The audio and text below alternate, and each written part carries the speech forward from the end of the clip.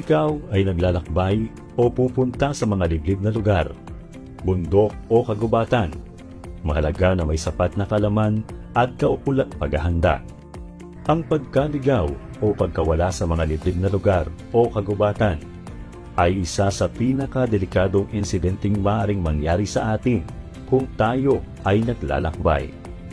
Lalo na sa panahon ng bagyo o sa mga bundok na popular sa mga hikers.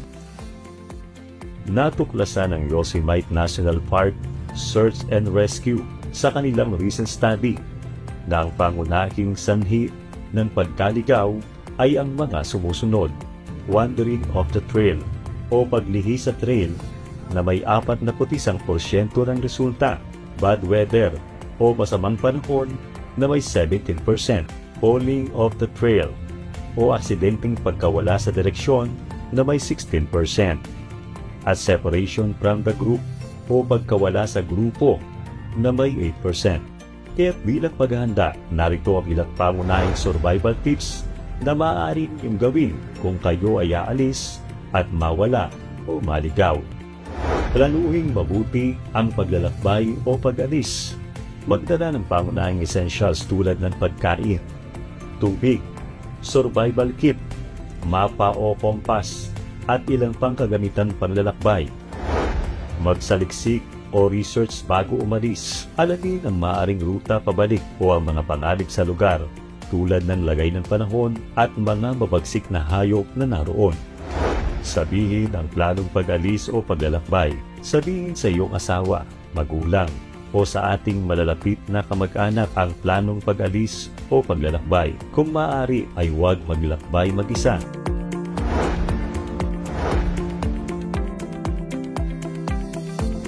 Manatiling kalmado kung nawawala na. Kung sakaling mawalan ka ng direksyon at mapansin mong nawawala ka na, huwag magpanik. Manatilihing kalmado at obserbahan ang paligid na kinaroroonan.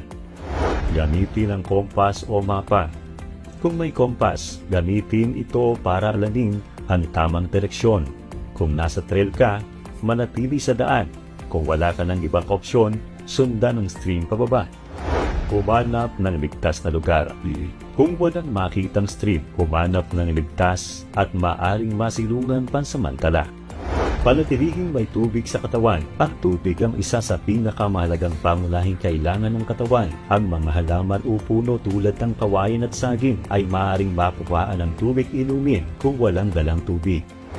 Gumawa ng mga senyales tulad ng SOS o anumang palatandaan ng pagtawag ng tulong. Mag-iwan ng senyales sa paligid tulad ng malaking X sa lupa o maglagay ng bato o kahoy na hugis tao para makita ka ng mga rescuers. Maaaring gumamit ng usok mula sa apoy bilang signal kung may paparating na tulong.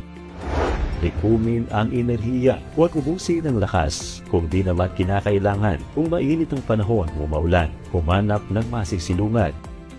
Tandaan, ang pinaka-importanting kagamitan sa ganitong sitwasyon ay ang ating kasanayan sa pagpaplano at paghahanda.